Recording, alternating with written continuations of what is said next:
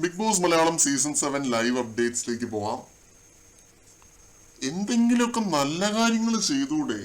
ഒരു നല്ലത് പോലും ചെയ്തിട്ടില്ല ഈ വീട്ടില്. എല്ലാം നെഗറ്റിവിറ്റി മാത്രം. ശരിയാ, ഒരു നല്ലത് പോലും ചെയ്തിട്ടില്ല. എല്ലാം മോശമായിട്ടുള്ള നെഗറ്റീവ് കാര്യങ്ങൾ മാത്രം.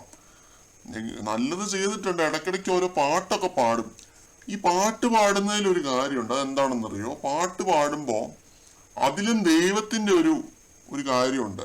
ദൈവം തരുന്ന ഒരു അനുഗ്രഹത്തിലൂടെയാണ് നമുക്ക് പാട്ടൊക്കെ വരുന്നത്. അതുപോലും അഹങ്കരിക്കുകയാണ്. ഭയങ്കരമായ അഹങ്കാരമാണ് കാണിച്ചുകൊണ്ടിരിക്കുന്നത്. അത് ശരിയാ.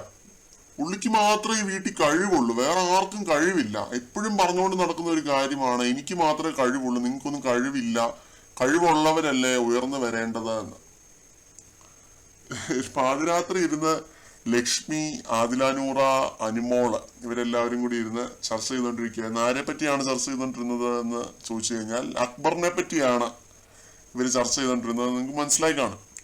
അപ്പൊ ഇവർ അക്ബറിനെ പറ്റിയാണ് പറഞ്ഞുകൊണ്ടിരിക്കുന്നത്. അക്ബർ ഇടയ്ക്ക് പാട്ട് പാടുന്നതല്ലാതെ ഒരു നല്ല കാര്യം പോലും ആ ഹൗസിനകത്ത് ചെയ്തിട്ടില്ല എന്നും.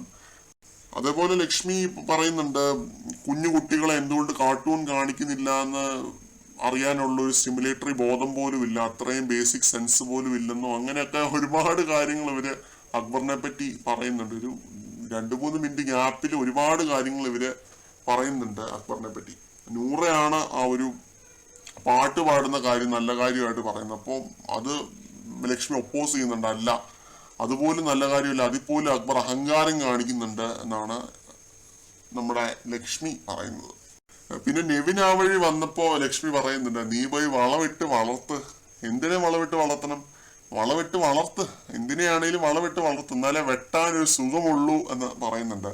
അക്ബറിനെ ലക്ഷ്മി വെട്ടും എന്നാണ് പറഞ്ഞിരിക്കുന്നത്. അത് നെവിന് മനസ്സിലായിട്ടില്ല, കണ്ടോണ്ടിരുന്ന എനിക്ക് മനസ്സിലായി.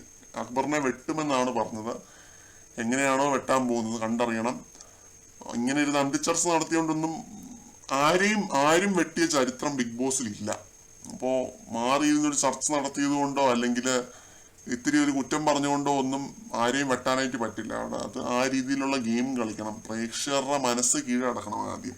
അങ്ങനെയാണെങ്കിൽ ആരെ വേണേലും വെട്ടാം. പറയുന്ന ആളെ പ്രേക്ഷകർ വേണേൽ വെട്ടിത്തരും. അങ്ങനെയൊക്കെ ഉള്ള സംഭവങ്ങൾ ഉണ്ടായിട്ടുണ്ട് മുമ്പുള്ള സീസൺസിലൊക്കെ. ഈ സീസണിലേക്ക് വരുമ്പോൾ അത്രയും പോലും പ്രഡിക്റ്റബിൾ അല്ല എന്ന് വേണമെങ്കിൽ പറയാം. അത്രയും ടഫായിട്ടുള്ള ഒരു സീസണാണ്. അൺപ്രഡിക്റ്റബിൾ ആയിട്ടാണ് പോയിക്കൊണ്ടിരിക്കുന്നത്. ഓരോരുത്തർക്കും, ഓരോ റിവ്യൂവേഴ്സിന് പോലും ഓരോരോ അഭിപ്രായങ്ങൾ വന്നുകൊണ്ടിരിക്കുന്ന അത്രയും പോളറൈസിങ് ആയിട്ടുള്ള ഒരു സീസണാണ്. അപ്പൊ ഈ ഒരു സീസണിൽ ഇരുന്ന് ഒരാളെ അങ്ങ് വെട്ടും എന്ന് പറയാനുള്ള എനിക്ക് തോന്നുന്നില്ല. അത് ലക്ഷ്മി പറഞ്ഞത് കോൺഫിഡൻസ് ആയിരിക്കാം. വെട്ടിയാൽ വെട്ടി എന്നൊക്കെ പറയാനുള്ളൂ. അത് അക്ബർ പക്ഷെ എന്നിരുന്നാലും ഈ ആഴ്ച ഡേഞ്ചർ സോണിലാണ് കേട്ടോ. അത് എനിക്ക് തോന്നുന്നു വൈൽഡ് കാർഡായിട്ട് പോയതിന്റെ ഒരു അഡ്വാൻറ്റേജ് വെച്ച് പറഞ്ഞതായിരിക്കും. ഡേഞ്ചർ സോണിലാണ്. അത് കറക്റ്റ് ആയിട്ടുള്ള കാര്യം തന്നെയാണ്. അക്ബറിന് വോട്ടും തീരെ കുറവായിരുന്നു എന്നാണ് നമ്മൾ അറിഞ്ഞത്. ഈ ആഴ്ച എങ്ങനെ പോകുമെന്ന് കണ്ടറിയണം. കൂടുതൽ അപ്ഡേറ്റ്സുമായിട്ട് വീണ്ടും കാണാം.